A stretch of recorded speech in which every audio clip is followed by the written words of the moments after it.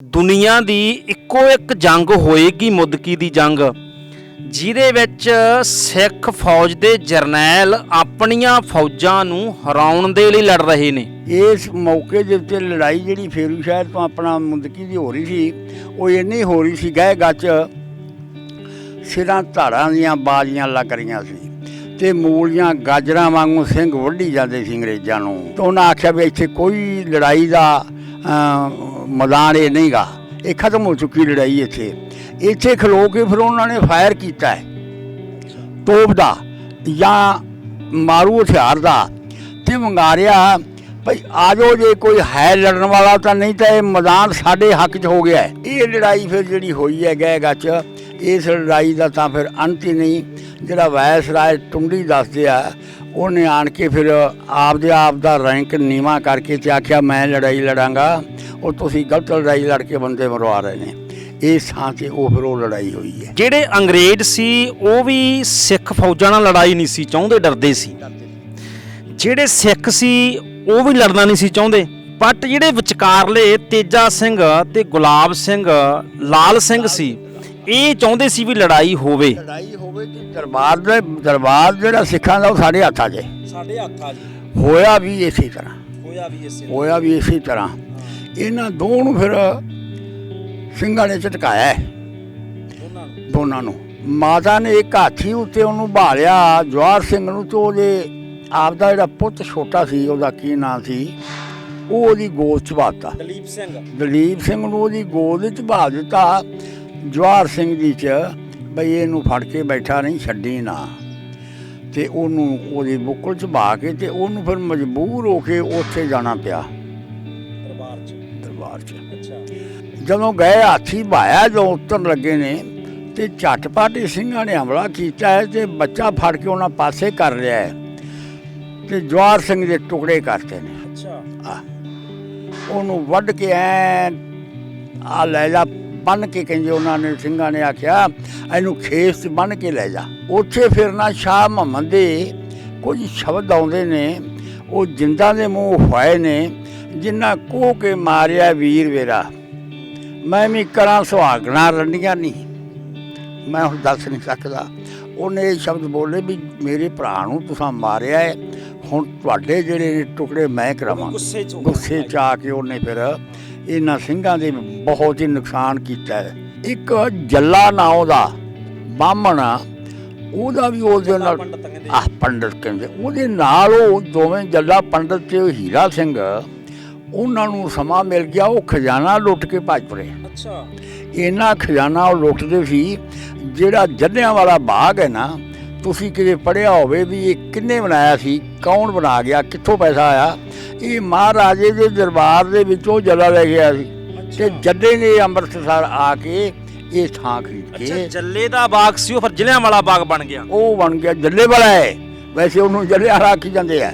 ਇਹ ਉਹ ਜੱਲੇ ਨੇ ਪੈਸੇ, ਉਦੋਂ ਕਹਿੰਦੇ ਸੀ ਵੀ ਉੱਪਰ ਅੱਲਾ ਤੇ ਥੱਲੇ ਜੱਲਾ, ਹੰਕਾਰੀ ਏਡਾ ਸੀ।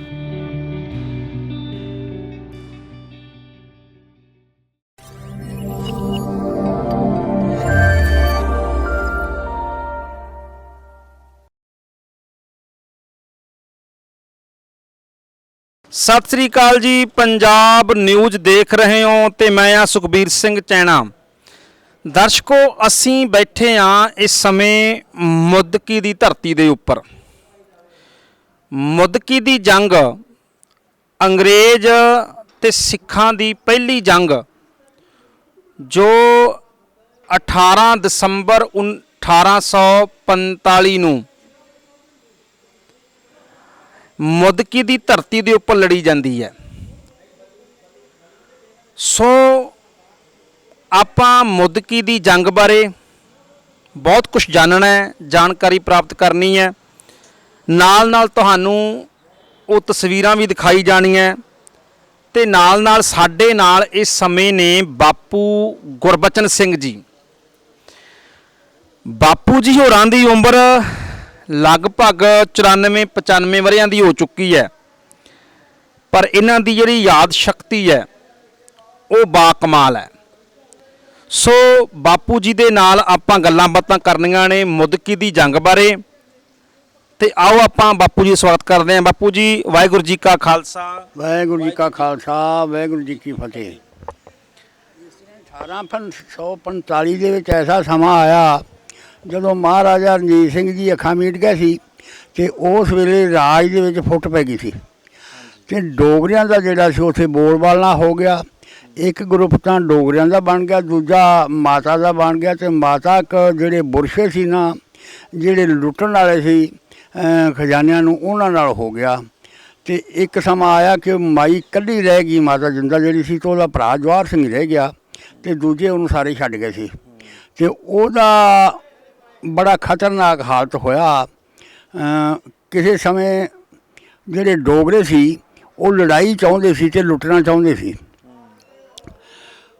ਦੀਨਾਨਾਥ ਇੱਕ ਮਹਾਰਾਜੇ ਰਣਜੀਤ ਦੇ ਦਰਬਾਰ ਵਿੱਚ ਹੈਗਾ ਸੀ, ਉਹਦੇ ਨਾਲ ਉਹਨਾਂ ਦੀ ਗੰਢ ਸੰਢ ਸੀ।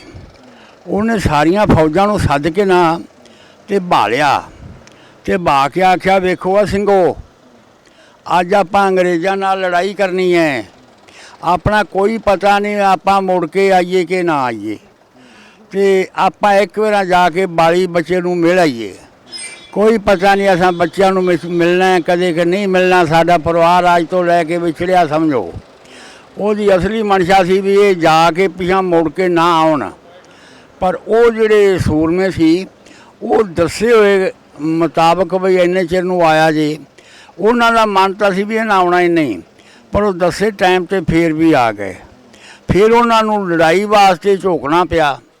ਤੇਜਾ ਸਿੰਘ ਤੇ ਲਾਲ ਸਿੰਘ ਉਸ ਵੇਲੇ ਆਗੂ ਸੀ ਮਹਾਰਾਜੇ ਰਣਜੀਤ ਸਿੰਘ ਦੇ, ਚੀਫ ਮਿਨਿਸਟਰ ਵੀ ਤੇ ਗ੍ਰਹਿ ਮੰਤਰੀ ਵੀ।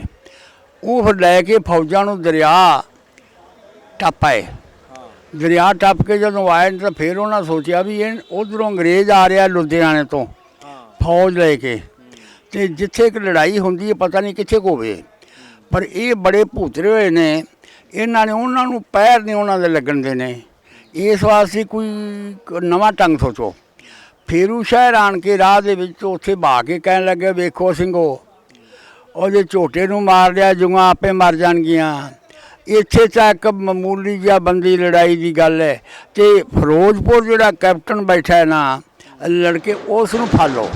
ਉਹ ਅੱਧੀ ਫੌਜ ਉਹਨੇ ਮੁਦਕੀ ਵਾਲੇ ਪਾਸੇ ਨੂੰ ਭੇਜਦੀ ਜੀ, ਤੇ ਅੱਧੀ ਆਪ ਲੈ ਕੇ ਉਹ ਚਲਾ ਗਿਆ ਫਿਰੋਜ਼ਪੁਰ। ਫਿਰੋਜ਼ਪੁਰ ਜਾ ਕੇ ਵੀ ਆਖਣ ਲੱਗਿਆ ਉਹਨਾਂ ਨੂੰ ਭਈ ਇਸ ਵਿਚਾਰੇ ਕੈਪਟਨ 'ਤੇ ਰਹਿਮ ਕਰੋ, ਨਿੱਕਾ ਜਿਹਾ ਜਵਾਕ ਹੈ, ਜੇ ਹਮਲਾ ਕਰਨਾ ਆਪਣਾ ਫਰਜ਼ ਨਹੀਂ ਹੈ। ਉਹਨੇ ਲੜਾਈ ਉੱਥੇ ਵੀ ਉਹਨਾਂ ਦੇ ਨਾਲ ਨਹੀਂ ਹੋਣ ਦਿੱਤੀ, ਉੱਥੋਂ ਬਿਨਾਂ ਲੜਾਈ ਤੋਂ ਚੁੱਪ ਕਰਕੇ ਬੈਠਾ ਰਿਹਾ ਹੈ ਤੇ ਤਰਸ ਦੀਆਂ ਗੱਲਾਂ ਉਹਨਾਂ ਨਾਲ ਕਰਕੇ ਤੇ ਉਹਨਾਂ ਫੌਜਾਂ ਨੂੰ ਟਿਕਾਈ ਰੱਖਿਆ ਹੈ। ਜਦੋਂ ਸੋਚਿਆ ਵੀ ਉਹਨਾਂ ਦਾ ਉੱਥੇ ਨੁਕਸਾਨ ਹੋ ਗਿਆ ਹੋਵੇਗਾ, ਮੁਦਕੀ ਸਾਰੇ ਮਾਰੇ ਗਏ ਹੋਣਗੇ, ਤੇ ਫਿਰ ਆਖਿਆ ਵੀ ਆਪਾਂ ਮੁਦਕੀ ਵਾਲਿਆਂ ਦਾ ਤਾਂ ਪਤਾ ਲੱਗੀ ਚੱਲ ਕੇ, ਉਹਨਾਂ ਦੀ ਮਦਦ ਦੀ ਲੋੜ ਹੋਈ ਤਾਂ ਆਪਾਂ ਉਹਦੀ ਮਦਦ ਕਰਾਂਗੇ, ਫਿਰ ਉਸ ਅੰਗਰੇਜ਼ ਨਾਲ ਟੱਕਰ ਲਵਾਂਗੇ। ਫਿਰ ਉਹ ਲੈ ਕੇ ਫੌਜ ਨੂੰ ਉਹ ਇੱਧਰ ਨੂੰ ਆ ਗਿਆ। ਉਹਦੇ ਆਉਣ ਤੋਂ ਪਹਿਲਾਂ ਇਹ ਫੌਜਾਂ ਦੀ ਲੜਾਈ ਹੋ ਰਹੀ ਸੀ, ਜਿਹੜੇ ਲੁਧਿਆਣੇ ਤੋਂ ਆਏ ਸੀ। ਇਸ ਮੌਕੇ ਦੇ ਉੱਤੇ ਲੜਾਈ ਜਿਹੜੀ ਫੇਰੂ ਸ਼ਹਿਰ ਤੋਂ ਆਪਣਾ ਮੁਦਕੀ ਦੀ ਹੋ ਰਹੀ ਸੀ, ਉਹ ਇੰਨੀ ਹੋ ਰਹੀ ਸੀ, ਗਹਿ ਗੱਚ ਸਿਰਾਂ ਧਾੜਾਂ ਦੀਆਂ ਬਾਜ਼ੀਆਂ ਲੱਗ ਰਹੀਆਂ ਸੀ ਤੇ ਮੂਲੀਆਂ ਗਾਜਰਾਂ ਵਾਂਗੂ ਸਿੰਘ ਵੱਢੀ ਜਾਂਦੇ ਸੀ ਅੰਗਰੇਜ਼ਾਂ ਨੂੰ। ਉਹਨਾਂ ਆਖਿਆ ਵੀ ਸਾਡੀ ਕੋਈ ਥਾਂ ਨਹੀਂ ਰਹੇਗੀ। ਇੱਧਰ ਸਾਡਾ ਜਿਹੜਾ ਸੀ ਜਰਨੈਲ, ਇਹਨੇ ਆਖਿਆ ਉਹ ਮਾਰ ਦੇਣਗੇ ਆਪਾਂ ਨੂੰ, ਹਾਲੇ ਕਿ ਭੱਜ ਹੋ ਰਹੇ ਸੀ। ਇਹਨਾਂ ਨੂੰ ਦੁਪਹਿਰ ਵੇਲੇ ਆਖ ਦਿੱਤਾ ਆਪਾਂ, ਤੇਜਾ ਸਿੰਘ ਨੇ ਇੱਥੇ ਆਖਿਆ ਉਹ ਆਪਾਂ ਮਾਰੇ ਜਾਵਾਂਗੇ, ਭੱਜ ਚਲੀਏ। ਉਹਨਾਂ ਨੂੰ ਜਿੱਤ ਵਾਲੀ ਥਾਂ ਤੋਂ ਭੱਜਣ ਲਈ ਮਜਬੂਰ ਕਰਤਾ। ਉੱਧਰੋਂ ਅੰਗਰੇਜ਼ ਦੀ ਫੌਜ ਜਿਹੜੀ ਸੀ ਉਹਨਾਂ ਨੂੰ ਭਾਜ ਉਂਝ ਪੈ ਗਈ ਸੀ, ਉਹ ਵੜੀਜ ਕੇ ਮੁੱਕ ਚੁੱਕੇ ਸੀ, ਉਹ ਭੱਜ ਗਏ। ਜਦੋਂ ਉਹ ਭੱਜ ਗਏ ਤਾਂ ਇੱਧਰ ਉਹਨਾਂ ਸਿੰਘਾਂ ਨੂੰ ਇਹਨਾਂ ਭਜਾ ਲਿਆ। ਇਹਨਾਂ ਨੂੰ ਪਤਾ ਨਹੀਂ ਸੀ ਵੀ ਮੈਦਾਨ ਖਾਲੀ ਹੋ ਗਿਆ ਤੇ ਉਹ ਭੱਜ ਗਏ ਨੇ। ਜਦੋਂ ਇਹ ਇੱਥੇ ਆ ਗਏ ਨੇ ਫੇਰੂ ਸ਼ਹਿਰ, ਉਹ ਪਹੁੰਚ ਗਏ ਨੇ, ਫੇਰੂ ਸ਼ਹਿਰ ਪਹੁੰਚ ਗਏ ਨੇ ਵੀ ਉਹ ਆਪਾਂ ਉਹਨਾਂ ਦੇ ਮਗਰ ਚੱਲੀਏ। ਫੇਰੂ ਸ਼ਹਿਰ ਵਾਲੀ ਜਿਹੜੀ ਫੌਜ ਹੈ, ਇੱਥੇ ਆਉਂਦਿਆਂ ਨੂੰ ਉੱਧਰੋਂ ਉਹ ਜਿਹੜੀ ਫੌਜ ਆਈ ਹੈ ਕੋਟਕਪੂਰੇ ਤੋਂ, ਉਹ ਸਿੰਘਾਂ ਦੇ ਮਗਰ ਲੱਗ ਗਈ ਹੈ। ਅੱਛਾ, ਸਿੰਘਾਂ ਦੇ ਮਗਰ ਲੱਗ ਗਈ ਵੀ ਉਹ ਕਿੱਧਰ ਨੂੰ ਗਏ ਨੇ। ਮੁਦਕੀ ਦੇ ਮੈਦਾਨ ਦੇ ਵਿੱਚੋਂ ਭੱਜੇ ਜਾਂਦੇ ਸਿੰਘਾਂ ਦੀਆਂ ਪੈੜਾਂ ਵੇਂਦੇ ਉਹ ਮਗਰ ਤੁਰ ਪਏ ਨੇ ਭਈ ਅਸੀਂ ਉਹਨਾਂ ਨੂੰ ਚੱਲ ਕੇ ਭੱਜ ਗਏ। ਕੋਈ ਮੀਲ ਦਾ ਫੈਸਲਾ ਜਾਂ ਸਵਾ ਮੀਲ ਦਾ ਉਹ ਆਏ ਨੇ, ਪੈੜਾਂ ਦਿਸਦੀਆਂ ਆਈਆਂ ਨੇ। ਉਹ ਰਾਹ ਦੇ ਵਿੱਚ ਕੋਈ ਉਹਨਾਂ ਨੂੰ ਮਰਗ ਨਹੀਂ ਦਿਸੀ, ਮੁਰਦਾ ਨਹੀਂ ਦਿਸਿਆ, ਸ਼ਹੀਦ ਨਹੀਂ ਦਿਸਿਆ। ਤੇ ਇਸ ਥਾਂ 'ਤੇ ਜਦੋਂ ਉਹ ਆ ਗਏ ਨੇ ਤਾਂ ਉਹਨਾਂ ਆਖਿਆ ਵੀ ਇੱਥੇ ਕੋਈ ਲੜਾਈ ਦਾ ਮੈਦਾਨ ਇਹ ਨਹੀਂ ਗਾ, ਇਹ ਖਤਮ ਹੋ ਚੁੱਕੀ ਲੜਾਈ। ਇੱਥੇ ਖਲੋ ਕੇ ਫਿਰ ਉਹਨਾਂ ਨੇ ਫਾਇਰ ਕੀਤਾ ਹੈ ਤੋਪ ਦਾ ਜਾਂ ਮਾਰੂ ਹਥਿਆਰ ਦਾ, ਤੇ ਵੰਗਾਰਿਆ ਭਈ ਆ ਜਾਓ, ਜੇ ਕੋਈ ਹੈ ਲੜਨ ਵਾਲਾ ਤਾਂ, ਨਹੀਂ ਤਾਂ ਇਹ ਮੈਦਾਨ ਸਾਡੇ ਹੱਕ 'ਚ ਹੋ ਗਿਆ ਹੈ। ਇੱਥੇ ਗੱਡ ਕੇ ਉੱਥੇ ਨਿਕਲਿਆ ਕੋਣੀ, ਉਹ ਭੱਜ ਚੁੱਕੇ ਸੀ ਫੇਰੂ ਸ਼ਹਿਰ ਨੂੰ। ਉਹ ਫੇਰੂ ਸ਼ਹਿਰ ਤੋਂ ਵੀ ਅੱਗੇ ਚਲੇ ਗਏ ਸੀ। ਉਹ ਉਹਨਾਂ ਦੇ ਮਗਰ ਫੇਰ ਇਹ ਲੱਗ ਗਏ।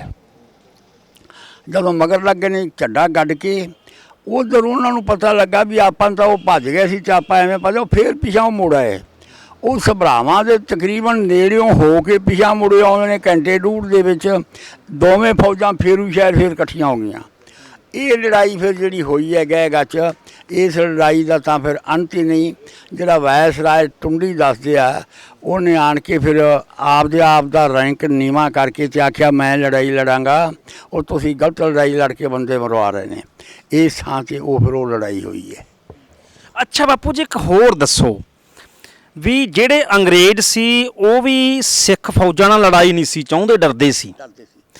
ਜਿਹੜੇ ਸਿੱਖ ਸੀ ਉਹ ਵੀ ਲੜਨਾ ਨਹੀਂ ਸੀ ਚਾਹੁੰਦੇ, ਬਟ ਜਿਹੜੇ ਵਿਚਕਾਰਲੇ ਤੇਜਾ ਸਿੰਘ ਤੇ ਗੁਲਾਬ ਸਿੰਘ, ਲਾਲ ਸਿੰਘ ਸੀ, ਇਹ ਚਾਹੁੰਦੇ ਸੀ ਵੀ ਲੜਾਈ ਹੋਵੇ। ਲੜਾਈ ਹੋਵੇ ਤੇ ਦਰਬਾਰ ਜਿਹੜਾ ਸਿੱਖਾਂ ਦਾ ਉਹ ਸਾਡੇ ਹੱਥਾਂ 'ਚ, ਸਾਡੇ ਹੱਥਾਂ 'ਚ ਹੋਇਆ ਵੀ ਇਸੇ ਤਰ੍ਹਾਂ, ਹੋਇਆ ਵੀ ਇਸੇ ਤਰ੍ਹਾਂ। ਇਹਨਾਂ ਦੋਵਾਂ ਨੂੰ ਫਿਰ ਸਿੰਘਾਂ ਨੇ ਝਟਕਾਇਆ, ਦੋਨਾਂ ਨੂੰ, ਤੇਜਾ ਸਿੰਘ ਤੇ ਲਾਲ ਸਿੰਘ ਨੂੰ। ਤੇ ਉਹ ਜਿਹੜੀ ਸੀ ਮਾਤਾ, ਉਸ ਵੇਲੇ ਫਿਰ ਕੋਈ ਬੰਦਾ ਵਜ਼ੀਰ ਬਣਨ ਨੂੰ ਤਿਆਰ ਨਹੀਂ ਸੀ। ਅੱਛਾ ਬਾਪੂ ਜੀ, ਇੱਕ ਮੈਨੂੰ ਹੋਰ ਦੱਸੋ, ਕਈ ਥਾਵਾਂ ਉੱਤੇ ਐਸਾ ਵੀ ਪੜ੍ਹਨ ਨੂੰ ਮਿਲਦਾ ਹੈ ਵੀ ਜਦੋਂ ਸਤਲੁਜ ਦਰਿਆ ਪਾਰ ਕਰ ਲਿਆ ਰਣਜੀਤ ਸਿੰਘ ਦੀਆਂ ਫੌਜਾਂ ਨੇ, ਖਾਲਸਾ ਫੌਜਾਂ ਨੇ ਕਹਿ ਲਓ, ਉੱਥੇ ਕਹਿੰਦੇ 15 ਦਿਨ ਫੌਜ ਇਹ ਫਿਰੋਜ਼ਪੁਰ ਤੋਂ ਉਰਲੇ ਪਾਸੇ ਆ ਕੇ ਬੈਠੀ ਰਹੀ। ਤੇ ਇੱਕ ਥਾਂ ਇਹ ਵੀ ਮਿਲਦਾ, ਉਹ ਕਹਿੰਦੇ ਵੀ ਜਿਹੜੇ ਇਹ ਲਾਲ ਸਿੰਘ ਤੇਜਾ ਸਿੰਘ ਸੀ, ਇਹ ਕਹਿੰਦੇ ਸ਼ੁਭ ਮਹੂਰਤ ਨਹੀਂ ਆਇਆ, ਨਿਕਲਿਆ ਹਜੇ। ਕੋਈ ਇਦਾਂ ਦਾ ਵੀ ਸੁਣਦੇ ਹੋ? ਇਸ ਤਰ੍ਹਾਂ ਦਾ ਅਸਾਂ ਕਦੇ ਨਹੀਂ ਸੁਣਿਆ। ਅਸਾਂ ਤਾਂ ਇਹ ਸੁਣਿਆ ਵੀ ਫੌਜਾਂ ਟੱਪ ਕੇ ਆ ਗਈਆਂ ਨੇ ਤੇ ਇੱਥੇ ਫੇਰੂ ਸ਼ਹਿਰ ਆਣ ਕੇ ਉਹਨਾਂ ਦੋ ਹਿੱਸੇ ਕਰਤੇ ਨੇ। ਦੋ ਹਿੱਸੇ ਕਰਤੇ ਆਪਣੀ ਫੌਜ ਹੀ ਵੰਡਤੀ। ਇੱਕ ਫਿਰੋਜ਼ਪੁਰ ਨੂੰ ਚਲੀ ਗਈ ਹੈ, ਇੱਕ ਮੁਦਕੀ ਨੂੰ ਆ ਗਈ ਹੈ। ਮਸਲਾ ਉਹਨਾਂ ਦਾ ਇਹ ਸੀ ਵੀ ਉੱਥੇ ਉਹਨਾਂ ਨੂੰ ਮਰਵਾਇਆ ਜਾਏ, ਦਿਆਂ ਨੂੰ ਇੱਥੇ ਮਰਵਾਇਆ ਜਾਏ। ਤੇ ਪਰ ਨਾ ਉੱਥੇ ਹੀ ਮਰ ਸਕੇ ਨੇ ਸਿੰਘ, ਤੇ ਨਾ ਇੱਥੇ ਹੀ ਮਰ ਸਕੇ ਨੇ। ਜਿੱਤ ਇਹਨਾਂ ਦੀ ਲੜਾਈ ਦੇ ਵਿੱਚ ਹੋਈ ਹੈ ਸਿੰਘਾਂ ਦੀ। ਪਰ ਸਾਡੇ ਆਗੂ ਇਹ ਕਹਿੰਦੇ ਸੀ ਆਪਾਂ ਮਾਰੇ ਜਾ ਰਹੇ ਹਾਂ, ਭੱਜ ਚਲੋ, ਬੜੀ ਤਗੜੀ ਫੌਜ ਹੈ। ਉਹਨਾਂ ਨੂੰ ਭਜਾਉਣ 'ਚ ਹੀ ਉਹ ਤਿਆਰੀਆਂ ਕਰਦੇ ਰਹੇ ਨੇ, ਤੇ ਇਹਨਾਂ ਦੇ ਜਾਣਕਾਰੀ ਤੋਂ ਬਗੈਰ ਹੀ ਅੰਗਰੇਜ਼ ਫੌਜ ਭੱਜ ਗਈ ਹੈ। ਜਦੋਂ ਕਿ ਸਿੰਘਾਂ ਨੂੰ ਕੋਈ ਪਤਾ ਨਹੀਂ ਸੀ ਵੀ ਉਹ ਭੱਜ ਗਏ ਨੇ। ਸੋ ਦਰਸ਼ਕੋ, ਕਹਿਣ ਦਾ ਭਾਵ ਬਾਪੂ ਜੀ ਦਾ ਇਹ ਹੈ ਵੀ ਦੁਨੀਆ ਦੀ ਇੱਕੋ ਇੱਕ ਜੰਗ ਹੋਏਗੀ, ਮੁਦਕੀ ਦੀ ਜੰਗ, ਜਿਹਦੇ ਵਿੱਚ ਸਿੱਖ ਫੌਜ ਦੇ ਜਰਨੈਲ ਆਪਣੀਆਂ ਫੌਜਾਂ ਨੂੰ ਹਰਾਉਣ ਦੇ ਲਈ ਲੜ ਰਹੇ ਨੇ। ਫੌਜਾਂ ਲੜ ਰਹੀਆਂ ਨੇ, ਪਰ ਜਿਹੜੇ ਫੌਜਾਂ ਦੇ ਜਰਨੈਲ ਨੇ ਉਹ ਜਿੱਤਣ ਲਈ ਨਹੀਂ, ਉਹ ਹਾਰਨ ਦੇ ਵਾਸਤੇ ਲੜ ਰਹੇ ਆ। ਇਸ ਕਰਕੇ ਫੌਜਾਂ ਨੂੰ 2-3 ਹਿੱਸਿਆਂ ਵਿੱਚ ਹੀ ਵੰਡ ਦਿੱਤਾ ਗਿਆ। ਅੱਛਾ ਪੁੱਜੀ, ਇੱਕ ਹੋਰ ਦੱਸੋ, ਜਦੋਂ ਫਿਰੋਜ਼ਪੁਰ ਤੋਂ ਥੋੜੀਆਂ ਕੁ ਫੌਜਾਂ ਇਹ ਮੁਦਕੀ ਵਾਲੇ ਪਾਸੇ ਆ ਜਾਂਦੀਆਂ, ਕਹਿੰਦੇ ਇੱਥੇ ਇੱਕ ਪਾਣੀ ਦੀ ਢਾਬ ਹੁੰਦੀ ਸੀ, ਉਹ ਪਾਣੀ ਦੀ ਢਾਬ ਵਾਲਾ ਕੀ ਸੀ ਮਸਲਾ? ਉਹ ਪਾਣੀ ਦੀ ਢਾਬ ਇੱਕ ਹੈਗੀ ਹੈ ਜਿਹੜੀ ਇਸ ਫੌਜ ਨਾਲ ਲੜਾਈ ਰਹਿੰਦੀ ਨੇ, ਜਿਹੜੀ ਰਹਿੰਦੀ ਫੌਜ ਸੀ ਨਾ, ਉਹ ਇੱਕ ਪਾਸੇ ਤਾਂ ਆ ਗਏ ਸੀ ਲੁਧਿਆਣੇ ਤੋਂ ਅੰਗਰੇਜ਼, ਉਸ ਢਾਬ ਦੇ ਇੱਕ ਪਾਸੇ ਪਾਣੀ ਦੇ। ਉਹ ਢਾਬ ਦੇ ਵਿੱਚ ਸਾਡੇ ਘਰ ਹੁਣ ਬਣੇ ਹੋਏ ਨੇ, ਢਾਬ ਦੇ ਆਲੇ ਦੁਆਲੇ ਸਾਡੇ ਘਰ ਨੇ ਹੁਣ, ਸਾਡੇ ਘਰ ਹੁਣ ਉਹ ਬਣੇ ਹੋਏ ਨੇ ਢਾਬ ਦੇ ਚਫੇਰੇ। ਢਾਬ ਉਹ ਘਟਦੀ ਬਹੁਤ ਛੋਟੀ ਰਹਿ ਗਈ ਹੈ, ਉਹ ਹੁਣ ਇੱਕ ਟੋਭੇ ਦਾ ਰੂਪ ਧਾਰ ਗਈ ਹੈ।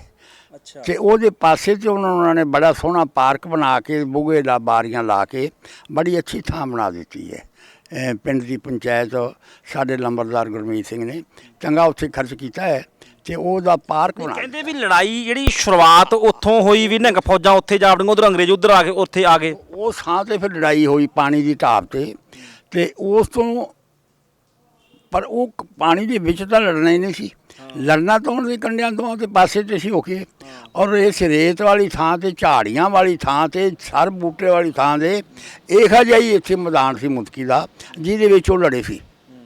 ਅਤੇ ਉਸ ਖੇਤਾਂ ਵਾਲੀ ਲੜਾਈ ਤੋਂ ਬਾਅਦ ਪਾਣੀ ਜਿਹੜਾ ਪੀਂਦੇ ਸੀ ਢਾਬ 'ਚੋਂ ਪੀਂਦੇ ਸੀ। ਖੁੱਲ੍ਹੀ ਢਾਬ ਸੀ, ਪਾਣੀ ਉੱਥੇ ਜੁੜਿਆ ਹੁੰਦਾ ਸੀ, ਪਾਣੀ ਪੀ ਕੇ ਇੱਕ ਦੂਜੇ ਨਾਲ ਲੜ ਪੈਂਦੇ ਸੀ। ਇੱਧਰ ਅੰਗਰੇਜ਼ ਲੜ ਰਹੇ ਸੀ ਆਪਦੀ ਕੁਰਬਾਨੀ ਵੀ ਅਸਾਂ ਜਿੱਤਣਾ ਹੈ। ਸਾਡੇ ਜਿਹੜੇ ਲੀਡਰ ਸੀ ਉਹ ਲੜਾ ਰਹੇ ਸੀ ਵੀ ਇਹਨਾਂ ਨੂੰ ਹਰਾਉਣਾ ਹੈ, ਪਰ ਸਾਡੇ ਜਿਹੜੇ ਸਿਰਲੱਥੇ ਸੂਰਮੇ ਸੀ ਉਹਨਾਂ ਨੇ ਕੋਈ ਜਾਨ ਦੀ ਪਰਵਾਹ ਨਹੀਂ ਕੀਤੀ। ਅੰਗਰੇਜ਼ਾਂ ਦੀ ਇਹ ਹਾਲਤ ਕਰਤੀ ਵੀ ਉਹ ਭੱਜਣ 'ਚ ਹੀ ਮਜਬੂਰ ਹੋ ਗਏ। ਅਤੇ ਉਹ ਜਦੋਂ ਫਰੀਦਕੋਟ ਦੇ ਨੇੜੇ ਜਾਂ ਕੋਟਕਪੂਰੇ ਚਲੇ ਗਏ ਨੇ, ਉੱਥੇ ਜਾ ਕੇ ਫਿਰ ਪਹਾੜਾ ਸਿੰਘ ਜਿਹੜਾ ਸਰਦਾਰ ਰਾਜਾ ਸੀ ਨਾ ਫਰੀਦਕੋਟੀਆ, ਹਾਂ, ਇਹਨੇ ਜਾ ਕੇ ਉਹਨਾਂ ਨੂੰ ਦੱਸਿਆ ਭਈ ਉਹ ਤਾਂ ਸਿੰਘ ਤਾਂ ਭੱਜ ਗਏ ਸੀ ਅਤੇ ਤੁਸੀਂ ਕਿੱਧਰ ਨੂੰ ਭੱਜੇ ਜਾਂਦੇ ਜੇ। ਉਹਨਾਂ ਆਖਿਆ ਸੱਚੀ ਗੱਲ ਹੈ। ਉਹਨਾਂ ਆਖਿਆ ਸੱਚੀ, ਕਿ ਮਰਵਾ ਨਾ ਦਈ। ਉਹਨੇ ਆਖਿਆ ਨਹੀਂ, ਜਾ ਕੇ ਤਾਂ ਵੇਖੋ, ਉਹ ਤਾਂ ਰਾਤ ਦੇ ਭੱਜ ਗਏ ਨੇ। ਉਹ ਫਿਰ ਉੱਥੋਂ ਭੱਜ ਕੇ ਆਏ ਨੇ। ਇਹਨਾਂ ਨੂੰ ਇੱਕ ਦੂਜੇ ਦੇ ਭੱਜਣ ਅਤੇ ਮੁੜਨ 'ਚ ਸਮਾਂ ਕੋਈ 2 ਘੰਟੇ ਲੱਗ ਗਿਆ। ਉਹ ਫਿਰ ਪਿੱਛੋਂ ਜਦੋਂ ਮੁੜ ਕੇ ਆਏ ਨੇ ਤਾਂ ਉਹਨਾਂ ਮੁਦਕੀ ਵਾਲੀ ਥਾਂ ਵੇਖੀ ਹੈ ਵੀ ਵਾਕਈ ਖਾਲੀ ਹੈ, ਇਹ ਤਾਂ ਭੱਜ ਗਏ ਨੇ। ਫਿਰ ਉਹਨਾਂ ਇੱਧਰ ਉੱਧਰ ਵੇਖ ਕੇ ਉਸ ਫੌਜ ਅੰਗਰੇਜ਼ ਦੀ ਨੇ ਅਤੇ ਉਹਨਾਂ ਦਾ ਪਿੱਛਾ ਕੀਤਾ ਅਤੇ ਪੈੜਾਂ ਲੱਗੀਆਂ ਹੋਈਆਂ ਨੇ ਰੇਤੇ 'ਚ। ਉਹ ਵੇਖਦੇ ਜਾਂਦੇ ਨੇ ਵੀ ਆਹ ਭੱਜੇ ਜਾਂਦੇ ਆ। ਮੀਲ ਜਾਂ 1.5 ਮੀਲ ਦੇ ਕਰੀਬ ਉਹ ਗਏ ਨੇ ਅਤੇ ਉੱਥੇ ਉਹਨਾਂ ਨੂੰ ਇਹ ਲੱਗੀ ਵੀ ਇੱਥੇ ਜੰਗ ਨਹੀਂ ਹੋਈ, ਇੱਥੋਂ ਉਹਨਾਂ ਦਾ ਭੱਜੇ ਜਾਂਦੇ ਹੀ ਦੱਸੇ ਨੇ। ਉਹ ਥਾਂ 'ਤੇ ਆਣ ਕੇ ਫਿਰ ਉਹਨਾਂ ਆਖਿਆ ਵੀ ਹੁਣ ਆਪਾਂ ਇੱਥੇ ਰੁਕੀਏ। ਉੱਥੇ ਆ ਕੇ ਫਿਰ ਉਹਨਾਂ ਇੱਕ ਫਾਇਰ ਕੀਤਾ ਹੈ, ਕਿਸੇ ਤੋਪ ਦਾ ਕੀਤਾ ਹੈ ਜਾਂ ਹੋਰ ਕਿਸੇ ਮਾਰੂ ਹਥਿਆਰ ਦਾ, ਜਿਹਦੇ ਨਾਲ ਉਹਨਾਂ ਨੇ ਐਲਾਨ ਕਰਤਾ ਵੀ ਇਹ ਜੰਗ ਦਾ ਮੈਦਾਨ ਸਾਡੇ ਹੱਥ 'ਚ ਹੈ, ਜੇ ਕੋਈ ਲੜਨ ਵਾਲਾ ਹੈਗਾ ਤਾਂ ਆ ਜਾਓ। ਉੱਥੇ ਨਹੀਂ ਕੋਈ ਆਇਆ। ਉੱਥੋਂ ਫਿਰ ਉਹਨਾਂ ਦੇ ਮਗਰ ਤੁਰ ਪਏ ਨੇ ਫੇਰੂ ਸ਼ਹਿਰ ਨੂੰ, ਵੀ ਇੱਧਰ ਨੂੰ ਪੈੜਾਂ ਜਾਂਦੀਆਂ ਨੇ। ਉਧਰ ਸਭਰਾਵਾਂ ਦੇ ਨੇੜੇ ਉਹ ਦਰਿਆ ਦੇ ਅੱਪੜ ਚੁੱਕੇ ਸੀ, ਉਹਨਾਂ ਨੂੰ ਵੀ ਕਿਸੇ ਨੇ ਦੱਸ ਦਿੱਤਾ ਵੀ ਆਪਾਂ ਭੱਜ ਆਏ ਹਾਂ ਅਤੇ ਬੜੀ ਗਲਤੀ ਕੀਤੀ, ਅਤੇ ਅੰਗਰੇਜ਼ ਤਾਂ ਮੈਦਾਨ ਛੱਡ ਗਏ ਨੇ। ਉੱਥੋਂ ਫਿਰ ਉਹ ਮੁੜ ਪਏ ਨੇ। ਉੱਥੋਂ ਮੁੜੇ ਨੇ ਤਾਂ ਘੰਟੇ ਸਵਾ ਦਾ ਫਰਕ ਪੈ ਗਿਆ। ਇੱਧਰੋਂ ਜਿਹੜੇ ਅੰਗਰੇਜ਼ ਮਗਰ ਲੱਗੇ ਜਾਂਦੇ ਸੀ, ਅੱਗੋਂ ਉਹ ਮੁੜੇ ਆਉਂਦੇ ਸੀ। ਫੇਰੂ ਸ਼ਹਿਰ ਦੀ ਧਰਤੀ 'ਤੇ ਦੂਜੀ ਲੜਾਈ ਫਿਰ ਹੋਈ ਹੈ, ਸਭ ਤੋਂ ਵੱਡੀ ਲੜਾਈ ਹੋਈ। ਜਿੰਨੀ ਵੀ ਹੋ ਸਕੀ ਇਹ ਦੱਸਦੇ ਹੈ ਭਈ ਉਹਨਾਂ ਨੂੰ ਅੰਗਰੇਜ਼ਾਂ ਨੂੰ ਇਹ ਰਹੇਗੀ ਭਈ ਹੁਣ ਸਾਡਾ ਇੱਕ ਵੀ ਜੀਅ ਨਹੀਂ ਬਚਣਾ। ਅਤੇ ਫਿਰ ਰੱਬ ਨੇ ਜੋ ਉਹਨਾਂ ਦੀ ਮਦਦ ਕੀਤੀ ਹੈ ਅਤੇ ਕੀਤੀ ਗਦਾਰਾਂ ਲੀਡਰਾਂ ਨੇ ਹੀ ਹੈ, ਉਹਨਾਂ ਦੀ ਜਿੱਤ ਕੀਤੀ ਹੈ, ਆਪ ਦੇ ਆਪ ਉਹ ਨਹੀਂ ਜਿੱਤ ਸਕੇ। ਇਸ ਤਰ੍ਹਾਂ ਦਾ ਹੀ ਵੇਰਵਾ ਮਿਲਦਾ ਹੈ। ਸੋ ਦਰਸ਼ਕੋ, ਜਿਵੇਂ ਦੱਸਿਆ ਨਾ ਬਾਪੂ ਜੀ ਨੇ ਵੀ ਤੇਜਾ ਸਿੰਘ, ਲਾਲ ਸਿੰਘ ਤੇ ਗੁਲਾਬ ਸਿੰਘ, ਜ਼ਿਆਦਾਤਰ ਜਿਹੜੇ ਇੱਥੇ ਲੜੇ ਉਹ ਤੇਜਾ ਸਿੰਘ ਤੇ ਲਾਲ ਸਿੰਘ ਲੜੇ ਬਾਪੂ ਜੀ। ਅੰਗਰੇਜ਼ ਮੁਦਕੀ ਦੀ ਜੰਗ ਦਾ ਮੈਦਾਨ ਛੱਡ ਕੇ ਭੱਜ ਗਏ, ਲੁਧਿਆਣੇ ਵੱਲ ਨੂੰ ਭੱਜ ਤੁਰੇ, ਕੋਟਕਪੂਰੇ ਵੱਲ ਨੂੰ ਜਦੋਂ ਤੁਰ ਪਏ ਇੱਧਰ ਨੂੰ, ਉਹ ਭੱਜ ਕੇ ਪਿੱਛੇ ਨੂੰ ਭੱਜ ਪਏ ਅਤੇ ਤੇਜਾ ਸਿੰਘ ਆਪਣੀਆਂ ਫੌਜਾਂ ਲੈ ਕੇ ਵਾਪਸ ਮੁੜ ਗਿਆ। ਉੱਥੇ ਜਾ ਕੇ ਫਰੀਦਕੋਟ ਦੇ ਰਾਜੇ ਪਹਾੜਾ ਸਿੰਘ ਨੇ ਦੱਸਿਆ ਜਾ ਕੇ ਵੀ ਤੁਸੀਂ ਕਿੱਧਰ ਭੱਜੇ ਜਾਂਦੇ ਹੋ। ਅੰਗਰੇਜ਼ਾਂ ਨੂੰ ਕਿਹਾ ਵੀ ਸਿੰਘ ਤਾਂ ਮੈਦਾਨ ਛੱਡ ਕੇ ਪਿੱਛੇ ਨੂੰ ਤੁਰ ਗਏ, ਤੇਜਾ ਸਿੰਘ ਫੌਜਾਂ ਲੈ ਗਿਆ, ਤੁਹਾਡੇ ਕੋਲੇ ਮੌਕਾ, ਤੁਸੀਂ ਖਾਲੀ ਮੈਦਾਨ ਦੇ ਉੱਤੇ ਜਾ ਕੇ ਜਿੱਥੇ ਝੰਡਾ ਵਜਾ ਦਿਓ। ਸੋ ਇੱਥੋਂ ਫਿਰ ਪਹਾੜਾ ਸਿੰਘ ਫਰੀਦਕੋਟੀਏ ਰਾਜੇ ਨੇ ਅੰਗਰੇਜ਼ ਫੌਜਾਂ ਨੂੰ ਵਾਪਸ ਮੋੜਿਆ। ਜਦੋਂ ਦੱਸਿਆ ਜਿਵੇਂ ਬਾਪੂ ਜੀ ਨੇ, ਇੱਥੇ ਮੁਦਕੀ ਦੇ ਮੈਦਾਨ ਵਿੱਚ ਫੌਜਾਂ ਵਾਪਸ ਆਈਆਂ। ਇੱਥੇ ਆ ਕਹਿੰਦੇ ਉਹਨਾਂ ਨੇ ਫਿਰ ਜੰਗ ਦਾ ਐਲਾਨ ਕੀਤਾ, ਬਿਗਲ ਵਜਾਏ, ਤੋਪ ਵੀ ਛੱਡੀ ਵੀ ਜੇ ਭਾਈ ਕੋਈ ਮੈਦਾਨ ਵਿੱਚ ਹੈ ਤਾਂ ਲੜ ਲਵੋ, ਨਹੀਂ ਅਸੀਂ ਮੈਦਾਨ ਜਿੱਤ ਦਾ ਡੰਕਾ ਵਜਾਉਣ ਲੱਗੇ ਹਾਂ। ਭਾਵ ਕਿ ਜੰਗ ਵਿੱਚ ਹਾਰੀ ਹੋਈ ਫੌਜ ਛੱਡ ਕੇ ਮੈਦਾਨ 'ਚੋਂ ਭੱਜੀ ਹੋਈ ਫੌਜ ਵਾਪਸ ਆਉਂਦੀ ਹੈ ਔਰ ਜਿੱਤ ਦੇ ਨਗਾਰੇ ਵਜਾਉਂਦੀ ਹੈ। ਕਾਰਨ ਕੀ ਸੀ ਵੀ ਅੰਗਰੇਜ਼ ਜਿਹੜੇ ਸਿੱਖ ਜਰਨੈਲ ਸੀ ਉਹ ਗਦਾਰ ਹੋਣ ਕਰਕੇ ਆਪਣੀਆਂ ਫੌਜਾਂ ਨੂੰ ਬਿਨਾਂ ਜਿੱਤ ਦਾ ਬਿਗਲ ਵਜਾਏ ਵਾਪਸ ਲੈ ਗਏ ਸਨ। ਬਾਪੂ ਜੀ ਇੱਦਾਂ ਹੀ ਹੋਇਆ ਨਾ ਵੀ ਜਿੱਤੀ ਸਿੱਖਾਂ ਨੇ ਜੰਗ, ਪਰ ਬਿਗਲ ਅੰਗਰੇਜ਼ਾਂ ਨੇ ਵਜਾਤਾ। ਅੱਛਾ ਬਾਪੂ ਜੀ, ਇੱਕ ਹੋਰ ਦੱਸੋ, ਇਹ ਵੀ ਮੈਂ ਸੁਣਿਆ ਕਿਸੇ ਕੋਲੋਂ ਵੀ ਜਿਹੜੇ ਕੁਝ ਸਿੰਘ ਜ਼ਖਮੀ ਸਨ ਉੱਥੇ, ਵੀ ਕੁਝ ਸਿੰਘ ਜ਼ਖਮੀ ਸੀ, ਅੰਗਰੇਜ਼ਾਂ ਨੇ ਆ ਕੇ ਬੜੀ ਬੇਰਹਿਮੀ ਦੇ ਨਾਲ ਜ਼ੁਲਮ ਕਹਿ ਲਓ ਵੀ ਉਹਨਾਂ ਨੂੰ ਉੱਥੇ ਜ਼ਖਮੀਆਂ ਨੂੰ ਵੀ ਕਤਲ ਕੀਤਾ। ਇਹ ਮੈਂ ਨਹੀਂ ਕਿਤੇ ਸੁਣਿਆ ਜਾਂ ਮੈਂ ਕਿਤੋਂ ਪੜ੍ਹਿਆ ਵੀ ਨਹੀਂਗਾ, ਰੱਬ ਜਾਣੇ ਹੋਵੇਗਾ। ਮੈਂ ਇਹ ਸੁਣੀ ਨਹੀਂ ਗੱਲ ਕਦੇ ਕਿਸੇ ਕਿਤਾਬ 'ਚੋਂ। ਮੈਂ ਇਤਿਹਾਸ ਤਕਰੀਬਨ ਬੜਾ ਫਰੋੜਿਆ ਹੈ, ਇੱਕ ਕਿਤਾਬ ਸੀ ਹਰਨਾਮ ਦਾਸ ਸਰਾਹੀ ਦੀ, ਬੜੀ ਉਹਨੇ ਖੋਜ ਕਰਕੇ ਵੇਖੀ ਸੀ, ਮੈਂ ਉਹ ਪੜ੍ਹੀ ਹੈ। ਉਹਦੇ 'ਚ ਇਹੋ ਜਿਹਾ ਵੇਰਵਾ ਨਹੀਂ ਮਿਲਿਆ। ਉਹ 'ਚ ਨਹੀਂ ਮਿਲਿਆ। ਸ਼ਹਿਰਾਈ ਸਾਹਿਬ ਦਾ ਇਤਿਹਾਸ ਪੜ੍ਹਿਆ।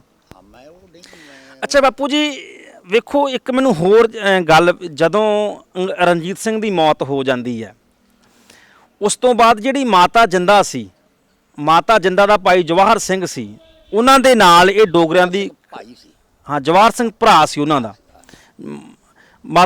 ਮਾਤਾ ਜਿੰਦਾ ਦਾ। ਉਹਨਾਂ ਦੇ ਨਾਲ ਖਟਪਟ ਹੋ ਗਈ ਇਹਨਾਂ ਡੋਗਰਿਆਂ ਦੀ। ਜਿਹੜੇ ਸਿੱਖ ਜਰਨੈਲ ਸੀ ਬਹੁਤੇ ਸ਼ਹੀਦੀ ਹੋ ਗਏ ਸੀ, ਜਿਹੜੇ ਜਿਉਂਦੇ ਸੀ ਉਹ ਨਿਰਾਸ਼ ਹੋ ਕੇ ਲੜਾਈ ਘਰੋਂ ਘਰੀ ਜਾ ਬੈਠੇ। ਇਦਾਂ ਬੈਠੇ ਸੀ। ਹਾਂ, ਲੇਟ ਦੀ ਥਾਂ ਤੇ ਵੀ ਹੁਣ ਕੀ ਬਣਦਾ ਹੈ। ਹਾਂ, ਕੁਝ ਨਿਰਾਸ਼ ਹੋਏ, ਕਹਿੰਦੇ ਘਰੇ ਵੀ ਜਾ ਵੜ, ਵੀ ਆਪਸੀ ਤੋਂ ਘਰ ਪਾਟ ਜੇ ਤਾਂ ਉਹ ਕਹਿੰਦੇ ਵੀ ਆਪਾਂ ਕਿਹਦੇ ਪੱਖ ਲੈਣਾਗਾ। ਥੋੜਾ ਹਾਂ ਬਣਿਆ ਸੀ ਭਈ ਉਹ ਜਿਹੜਾ ਮਹਾਰਾਜਾ ਰਣਜੀਤ ਸਿੰਘ ਦਾ ਇੱਕ ਪੁੱਤਰ ਕੋਈ ਇੱਧਰ ਦਰਿਆ ਸਿੰਧ ਵਾਲੇ ਪਾਸੇ ਸੀ, ਉਹਦੀ ਮੌਤ ਦਾ ਸਿੰਘਾਂ ਨੂੰ ਪਤਾ ਲੱਗ ਗਿਆ। ਅੱਛਾ, ਭਈ ਉਹਦੀ ਮੌਤ ਕਿਵੇਂ ਹੋਈ ਹੈ, ਤੇ ਉਹਨਾਂ ਨੂੰ ਇਹ ਵੀ ਕਿਸੇ ਨੇ ਦੱਸਿਆ ਵੀ ਉਹ ਬਿਨਾਂ ਖੱਫਣ ਤੋਂ ਦਰਿਆ 'ਚ ਰੋੜਿਆ ਗਿਆ। ਅੱਛਾ, ਉਹ ਸਿੰਘ ਬੜੇ ਦੁਖੀ ਹੋਏ ਤੇ ਉਹਨਾਂ ਵੇਖਿਆ ਵੀ ਕਿਵੇਂ ਮਰ ਗਿਆ, ਕਿੰਨੇ ਮਾਰਤਾ। ਕੁਛ ਸਮੇਂ ਬਾਅਦ ਜਵਾਹਰ ਸਿੰਘ ਨੇ ਐਲਾਨ ਕਰਤਾ ਅੱਛਾ, ਉਸ ਬੰਦੇ ਦਾ ਨੂੰ ਜਾਇਦਾਦ ਦੇਣ ਦਾ, ਕੁਛ ਜੰਗੀਰ ਦੇ ਦਿੱਤੀ। ਅੱਛਾ, ਇਹ ਹੁਣ ਸਿੰਘਾਂ ਨੇ ਸੋਚਿਆ ਵੀ ਉਹਨੂੰ ਜੰਗੀਰ ਕਿਹੜੇ ਵਜੇ ਦਿੱਤੀ ਹੈ, ਜਿੱਥੇ ਉਹ ਸਾਡਾ ਮਹਾਰਾਜੇ ਦਾ ਪੁੱਤ ਸ਼ਹੀਦ ਹੋਇਆ ਹੈ, ਉਸ ਥਾਂ 'ਤੇ ਜਿਸ ਬੰਦੇ ਨੂੰ ਜੰਗੀਰ ਦਿੱਤੀ ਹੈ, ਇਹ ਕਿਸ ਵਿੱਚ ਹੈ। ਅੱਛਾ, ਆ ਇਹਦੇ ਨਾਲ ਵੀ ਫਿਰ ਆਪਸ ਵਿੱਚ ਟਕਰਾਅ ਵੱਧ ਗਿਆ। ਇੰਨਾ ਟਕਰਾਅ ਵਧਿਆ ਭਈ ਸਿੰਘਾਂ ਨੇ ਆਖਿਆ ਬਈ ਤੂੰ ਇਹ ਕੰਮ ਕਰ, ਇਹਨੂੰ ਜਵਾਹਰ ਸਿੰਘ ਨੂੰ ਲੈ ਕੇ ਸਾਡੇ ਕੈਂਪ 'ਚ ਆ। ਮਹਾਰਾਣੀ ਨੂੰ ਆਖਿਆ, ਮਹਾਰਾਣੀ ਜਿੰਦਾ ਨੂੰ। ਉਹਨੂੰ ਪਤਾ ਲੱਗ ਗਿਆ ਵੀ ਗੱਲ ਦਾ ਕੋਈ ਪਤਾ ਲੱਗ ਗਿਆ। ਉਹ ਇਸ ਗੱਲ ਤੋਂ ਡਰਦੀ ਜਾਂਦੀ ਨਹੀਂ। ਅਖੀਰ ਉਹਨਾਂ ਆਖਿਆ ਵੀ ਜੇ ਤੂੰ ਨਾ ਆਵੇਂਗੀ ਤੇ ਬੂਹੇ ਤੋੜ ਕੇ ਤੇਰੇ ਅਸੀਂ ਅੰਦਰ ਆ ਜਾਾਂਗੇ, ਨਹੀਂ ਤਾਂ ਜਵਾਹਰ ਸਿੰਘ ਨੂੰ ਇੱਥੇ ਲਿਆ, ਸਾਡੇ ਕੋਲ ਪਤਾ ਲੱਗੇ ਸਾਨੂੰ ਵੀ ਇਹਨੇ ਦਰਬਾਰ 'ਚ ਪੇਸ਼ ਕਰ। ਹੁਣ ਉਹਦੇ ਕੋਲ ਕੋਈ ਚਾਰਾ ਨਹੀਂ ਸੀ। ਮਾਤਾ ਨੇ ਇੱਕ ਹਾਥੀ ਉੱਤੇ ਉਹਨੂੰ ਭਾਲਿਆ ਜਵਾਹਰ ਸਿੰਘ ਨੂੰ, ਤੇ ਉਹਦੇ ਆਪ ਦਾ ਜਿਹੜਾ ਪੁੱਤ ਛੋਟਾ ਸੀ, ਉਹਦਾ ਕੀ ਨਾਂ ਸੀ, ਉਹ ਉਹਦੀ ਗੋਦ 'ਚ ਪਾਤਾ। ਦਲੀਪ ਸਿੰਘ ਨੂੰ ਉਹਦੀ ਗੋਦ 'ਚ ਪਾ ਦਿੱਤਾ ਜਵਾਹਰ ਸਿੰਘ ਜੀ 'ਚ, ਬਈ ਇਹਨੂੰ ਫੜ ਕੇ ਬੈਠਾ ਨਹੀਂ, ਛੱਡੀ ਨਾ। ਤੇ ਉਹਨੂੰ ਉਹਦੀ ਬੁੱਕਲ 'ਚ ਪਾ ਕੇ ਤੇ ਉਹਨੂੰ ਫਿਰ ਮਜਬੂਰ ਹੋ ਕੇ ਉੱਥੇ ਜਾਣਾ ਪਿਆ ਦਰਬਾਰ 'ਚ। ਅੱਛਾ, ਜਦੋਂ ਗਏ ਹਾਥੀ ਭਾਇਆ, ਜੋ ਉਤਰਨ ਲੱਗੇ ਨੇ ਤੇ ਝਟਪਟ ਸਿੰਘਾਂ ਨੇ ਹਮਲਾ ਕੀਤਾ ਹੈ ਤੇ ਬੱਚਾ ਫੜ ਕੇ ਉਹਨਾਂ ਪਾਸੇ ਕਰ ਲਿਆ ਹੈ ਤੇ ਜਵਾਹਰ ਸਿੰਘ ਦੇ ਟੁਕੜੇ ਕਰਤੇ ਨੇ। ਅੱਛਾ, ਉਹਨੂੰ ਵੱਢ ਕੇ ਆ ਲੈ ਜਾ ਬੰਨ੍ਹ ਕੇ, ਕਹਿੰਦੇ ਉਹਨਾਂ ਨੇ ਸਿੰਘਾਂ ਨੇ ਆਖਿਆ ਇਹਨੂੰ ਖੇਸ 'ਚ ਬੰਨ੍ਹ ਕੇ ਲੈ ਜਾ। ਇਹ ਆਪੂ ਪਰ ਉਹ ਜਿਹੜਾ ਜਵਾਹਰ ਸਿੰਘ ਨੂੰ ਕਤਲ ਕੀਤਾ ਉਹ ਡੋਗਰਿਆਂ ਨੇ ਕਰਵਾਇਆ ਜਾਂ ਕਿੰਨਾ ਨੇ ਕਰਾਉਂਦੇ ਸੀ ਤੇ ਕਰਦੇ ਵੈਸੇ ਜਿਹੜੇ ਹਮਦਰਦ ਹੈਗੇ ਸੀ ਮਹਾਰਾਜੇ ਦੇ, ਪਰ ਚਾਲ ਡੋਗਰਿਆਂ ਦੀ ਸੀ, ਚਾਲ ਉਹਨਾਂ ਦੀ ਸੀ ਵੀ ਇੱਥੇ ਬਚੇ ਨਾ ਕੋਈ। ਇਸ ਤਰ੍ਹਾਂ ਕਰਕੇ ਉਹਨਾਂ ਨੇ ਉਹਨੂੰ ਜਵਾਹਰ ਸਿੰਘ ਨੂੰ ਉੱਥੇ ਵੱਢਿਆ। ਉੱਥੇ ਫਿਰ ਨਾ ਸ਼ਾਹ ਮੁਹੰਮਦ ਦੇ ਕੁਝ ਸ਼ਬਦ ਆਉਂਦੇ ਨੇ, ਉਹ ਜਿੰਦਾਂ ਦੇ ਮੂੰਹ ਹੋਏ ਨੇ, ਜਿੰਨਾ ਕੋਹ ਕੇ ਮਾਰਿਆ ਵੀਰ ਵੇਰਾ, ਮੈਂ ਵੀ ਕਰਾਂ ਸੁਹਾਗਣਾ ਰੰਡੀਆਂ ਨਹੀਂ, ਮੈਂ ਹੁਣ ਦੱਸ ਨਹੀਂ ਸਕਦਾ। ਉਹਨੇ ਇਹ ਸ਼ਬਦ ਬੋਲੇ ਵੀ ਮੇਰੇ ਭਰਾ ਨੂੰ ਤੁਸੀਂ ਮਾਰਿਆ ਹੈ, ਹੁਣ ਤੁਹਾਡੇ ਜਿਹੜੇ ਨੇ ਟੁਕੜੇ ਮੈਂ ਕਰਾਵਾਂਗਾ।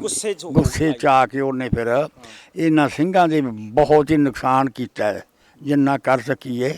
ਹੁਣ ਇਹ ਮੈਂ ਪੜ੍ਹਿਆ ਹੋਇਆ ਤਾਂ ਮੈਥੋਂ ਬੋਲਿਆ ਨਹੀਂ ਜਾਂਦਾ ਭਈ ਉਹਨੇ ਜਿਹੜੇ ਸ਼ਬਦ ਬੋਲੇ ਨਾ,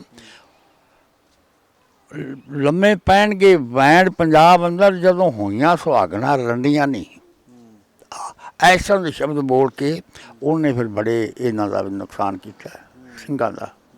ਇਸ ਤਰ੍ਹਾਂ ਦੀ ਗਈ ਹੈ। ਬਾਪੂ ਕਹਿਣ ਦਾ ਭਾਵ ਕਿ ਜਿਹੜੇ ਡੋਗਰੇ ਸੀ ਉਹ ਸਿੱਖ ਫੌਜਾਂ ਤੇ ਮਹਾਰਾਣੀ ਜਿੰਦ ਕੌਰ ਨੂੰ ਆਪਸ ਵਿੱਚ ਲੜਾਉਣ 'ਚ ਸਫਲ ਹੋ ਗਏ। ਇੱਥੇ ਹੀ ਫਿਰ ਇੱਕ ਚਾਲ ਇਹ ਬਣੀ ਸੀ, ਹੀਰਾ ਸਿੰਘ ਸੀ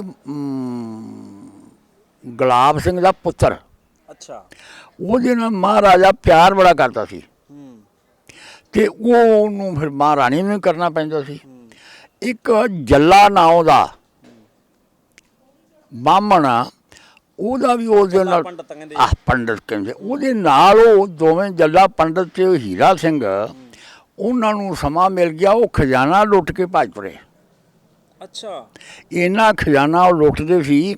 ਜਿਹੜਾ ਜਲਿਆਂਵਾਲਾ ਬਾਗ ਹੈ ਨਾ, ਤੁਸੀਂ ਕਿਤੇ ਪੜ੍ਹਿਆ ਹੋਵੇ ਵੀ ਇਹ ਕਿਹਨੇ ਬਣਾਇਆ ਸੀ, ਕੌਣ ਬਣਾ ਗਿਆ, ਕਿੱਥੋਂ ਪੈਸਾ ਆਇਆ, ਇਹ ਮਹਾਰਾਜੇ ਦੇ ਦਰਬਾਰ ਦੇ ਵਿੱਚੋਂ ਜੱਲਾ ਲੈ ਗਿਆ ਸੀ। ਤੇ ਜੱਲੇ ਨੇ ਅੰਮ੍ਰਿਤਸਰ ਆ ਕੇ ਇਹ ਥਾਂ ਖਰੀਦ ਕੇ, ਜੱਲੇ ਦਾ ਬਾਗ ਸੀ ਉਹ, ਫਿਰ ਜਲਿਆਂਵਾਲਾ ਬਾਗ ਬਣ ਗਿਆ। ਉਹ ਬਣ ਗਿਆ ਜੱਲੇ ਵਾਲਾ ਹੈ। ਵੈਸੇ ਉਹਨੂੰ ਜਲਿਆਂਵਾਲਾ ਆਖੀ ਜਾਂਦੇ ਆ। ਇਹ ਉਹ ਜੱਲੇ ਨੇ ਪੈਸੇ, ਉਦੋਂ ਕਹਿੰਦੇ ਸੀ ਵੀ ਉੱਪਰ ਅੱਲਾ ਤੇ ਥੱਲੇ ਜੱਲਾ, ਹੰਕਾਰੀ ਸੀ, ਹੰਕਾਰੀ ਐਡਾ ਸੀ। ਤੇ ਉਹਦਾ ਫਿਰ ਇਹ ਅਸਰ ਹੋਇਆ ਸੀ, ਜਦੋਂ ਖਜ਼ਾਨਾ ਰਹਿੰਦਾ ਖੁੰਦਾ ਲੈ ਕੇ ਗੱਡਿਆਂ ਦੇ ਭੱਜੇ ਸੀ, ਸਿੰਘਾਂ ਨੂੰ ਪਤਾ ਲੱਗ ਗਿਆ, ਦਿਨ ਚੜ੍ਹ ਗਿਆ, ਉਹਦੇ ਵਿੱਚ ਨਾਲੇ ਜੱਲੇ ਨੂੰ ਵੜਤਾ, ਨਾਲੇ ਹੀਰਾ ਸਿੰਘ ਨੂੰ ਵੜਤਾ ਸੀ। ਮਹਾਰਾਜੇ ਦੇ ਜਿਹੜਾ ਉਹ ਗੁਲਾਬ ਸਿੰਘ ਦਾ ਪੁੱਤ ਸੀ, ਜਿਹਨੂੰ ਬੜਾ ਪਿਆਰ ਕਰਦਾ ਸੀ ਮਹਾਰਾਜਾ, ਉਹਨੂੰ ਵੜਤਾ ਸੀ। ਅੱਛਾ ਬਾਪੂ, ਕਹਿਣ ਦਾ ਭਾਵ ਕਿਹੜਾ ਜਲਿਆਂਵਾਲਾ ਬਾਗ ਹੈ, ਇਹ ਸਿੱਖ ਖਜ਼ਾਨੇ ਦੇ ਨਾਲ ਬਣਿਆ ਹੋਇਆ? ਇਸੇ ਤਰ੍ਹਾਂ ਦਾ ਹੀ ਹੈ, ਪਰ ਇਹਨੂੰ ਇਤਿਹਾਸ ਨੇ ਕਿਤੇ ਬਹੁਤਾ ਜ਼ਾਹਰ ਨਹੀਂ ਕੀਤਾ। ਮੈਂ ਥੋੜ੍ਹਾ ਬਹੁਤਾ ਜਿੰਨਾ ਕੁ ਪੜ੍ਹ ਸਕਿਆ ਨਾ, ਮੇਰਾ ਆਪ ਦਾ ਇਸ਼ਕ ਸੀ। ਅੱਛਾ, ਪੜ੍ਹਨ ਦਾ ਭਈ ਇਹ ਉਸ ਜੱਲੇ ਨੇ ਲਿਆ ਥਾਂ ਲਈ ਹੈ, ਮਸ਼ਹੂਰ ਜਗ੍ਹਾ 'ਤੇ ਆਣ ਕੇ ਰਹਿ ਅੰਮ੍ਰਿਤਸਰ ਦੇ ਵਿੱਚ। ਇਹ ਬਾਗ ਉਹਨੇ ਲਿਆ ਸੀ ਥਾਂ, ਜੱਲੇ ਵਾਲਾ ਬਾਗ ਸੀ ਤੇ ਜਲਿਆਂਵਾਲਾ ਬਣ ਗਿਆ। ਹੁਣ ਜੱਲੇ ਦਾ ਨਾਂ ਤਾਂ ਜਲਿਆਂਵਾਲਾ ਦੱਸੋ ਕੀ ਸੀ, ਜੱਲਾ ਹੀ ਸੀ, ਜੱਲਾ ਵਾਲਾ। ਤੇ ਪੈਸਾ ਮਹਾਰਾਜੇ ਦਾ ਉੱਥੋਂ ਹੀ ਲੁੱਟਿਆ ਹੋਇਆ ਸੀ, ਉੱਥੋਂ ਲੁੱਟਿਆ ਹੋਇਆ ਸੀ ਇਸ ਤਰ੍ਹਾਂ ਦਾ ਰਣਜੀਤ ਸਿੰਘ ਦੇ ਖਜ਼ਾਨੇ ਚੋਂ। ਮੇਰੇ ਜਾਣ ਮੁਤਾਬਕ ਜਿੰਨਾ ਕਿ ਇਤਿਹਾਸ ਮੈਂ ਪੜ੍ਹਿਆ ਹੈ, ਇਤਿਹਾਸ ਤਾਂ ਇਤਿਹਾਸਕਾਰਾਂ ਦਾ ਲਿਖਿਆ ਹੈ। ਹਾਂ ਬਿਲਕੁਲ, ਤੇ ਮੈਂ ਪੜ੍ਹਨਾ ਹੀ ਉਹ ਹੀ ਸੀ। ਉਸ ਵਾਸਤੇ ਮੈਨੂੰ ਬਹੁਤੇ ਆਪਦੇ ਕੋਲੋਂ ਮੈਨੂੰ ਨਹੀਂ ਪਤਾ, ਉਹਨਾਂ ਦੇ ਲਿਖਾ ਮੈਂ ਆਤ ਮੈਂ ਇਹੀ ਗੱਲਾਂ ਸਾਰੀਆਂ ਦਾ ਕਰਦਾ। ਸੋ ਦਰਸ਼ਕੋ, ਇਹ ਸਨ ਬਾਪੂ ਗੁਰਬਚਨ ਸਿੰਘ ਜੀ। ਤੁਸੀਂ ਸੁਣ ਲਿਆ ਵੀ 95 ਕੁ ਸਾਲ ਦੀ ਉਮਰ ਹੈ ਬਾਪੂ ਦੀ, ਪਰ ਯਾਦ ਸ਼ਕਤੀ ਅੱਜ ਵੀ ਬਾਕਮਾਲ ਹੈ। ਉਹਦੇ ਵਿੱਚ ਦੱਸਿਆ ਬਾਪੂ ਜੀ ਨੇ ਵੀ ਇਤਿਹਾਸ ਪੜ੍ਹਨਾ ਇਸ਼ਕ ਸੀ ਉਹਨਾਂ ਦਾ। ਬਹੁਤ ਕੁਝ ਸਮੋਈ ਬੈਠੇ ਨੇ ਬਾਪੂ ਜੀ ਆਪਣੇ ਮਨ ਦੇ ਅੰਦਰ, ਜੋ ਹੌਲੀ ਹੌਲੀ ਆਪਾਂ ਬਾਪੂ ਜੀ ਕੋਲੋਂ ਜਾਣਕਾਰੀ ਲੈਂਦੇ ਹੀ ਰਹਿਣਾ। ਸੋ ਮੁਦਕੀ ਦੀ ਜੰਗ ਕਿਵੇਂ ਹੋਈ, ਗਦਾਰ ਕੌਣ ਸਨ, ਕਿਵੇਂ ਸਿੱਖਾਂ ਨੇ ਜਿੱਤ ਪ੍ਰਾਪਤ ਕੀਤੀ, ਪਰ ਝੰਡਾ ਸੀ ਜਿਹੜਾ ਉਹ ਅੰਗਰੇਜ਼ ਕਿਵੇਂ ਝੁਲਾ ਕੇ ਡੰਕਾ ਅੰਗਰੇਜ਼ਾਂ ਦਾ ਵੱਜਿਆ। ਔਰ ਇਹ ਲੜਾਈ ਸੀ ਜਿਹੜੀ ਜਿੱਡੀ ਵੱਡੀ ਅੰਗਰੇਜ਼ਾਂ ਨੇ ਬਣਾ ਕੇ ਪੇਸ਼ ਕੀਤੀ, ਉਨੀ ਵੱਡੀ ਲੜਾਈ ਨਹੀਂ ਸੀ, ਪਰ ਕਿਉਂਕਿ ਉਸ ਸਮੇਂ ਜਿਹੜੀ ਸਿੱਖ ਫੌਜ ਸੀ ਉਹ ਵਿਸ਼ਵ ਦੀਆਂ ਸਭ ਤੋਂ ਵੱਡੀਆਂ ਸ਼ਕਤੀਆਂ ਦੇ ਵਿੱਚੋਂ ਇੱਕ ਸੀ। ਇਸ ਕਰਕੇ ਸਿੱਖਾਂ ਨੂੰ ਹਰਾਉਂਦੇ ਹੋਏ ਦਿਖਾਉਣਾ ਇਹ ਸੁਪਨਾ ਸੀ ਅੰਗਰੇਜ਼ਾਂ ਦਾ। ਔਰ ਇਹ ਵੀ ਕਹਿ ਲਓ ਵੀ ਪਹਿਲਾਂ ਤਾਂ ਮੈਂ ਤੈਨੂੰ ਤਰਲੋਚਨ ਸਿਆਣੀ ਨਹੀਂ ਸਕਿਆ। ਅੰਗਰੇਜ਼ ਮੀਡੀਆ ਦੇ ਵਿੱਚ, ਬਰਤਾਨੀਆ ਦਾ ਜਿਹੜਾ ਮੀਡੀਆ ਸੀ, ਉੱਥੇ ਜਿਹੜੇ ਅਖਬਾਰ ਸਨ, ਉਹਨਾਂ ਅਖਬਾਰਾਂ ਦੇ ਵਿੱਚ ਮੁਦਕੀ ਦੀ ਜੰਗ ਨੂੰ ਬਹੁਤ ਵੱਡਾ ਬਣਾ ਕੇ ਪੇਸ਼ ਕੀਤਾ ਗਿਆ। ਸੋ ਇਦਾਂ ਹੀ ਕਰਕੇ ਬਾਪੂ ਗੁਰਬਚਨ ਸਿੰਘ ਜੀ ਨਾਲ ਆਪਾਂ ਹੋਰ ਗੱਲਾਂ ਬਾਤਾਂ ਕਰਦੇ ਰਹਾਂਗੇ। ਹੁਣ ਤੱਕ ਲਈ ਕੇਵਲ ਇੰਨਾ ਹੀ। ਮੈਂ ਸੁਖਬੀਰ ਸਿੰਘ ਚੈਣਾ, ਪੰਜਾਬ ਨਿਊਜ਼ ਲਈ ਮੁਦਕੀ ਤੋਂ। ਧੰਨਵਾਦ।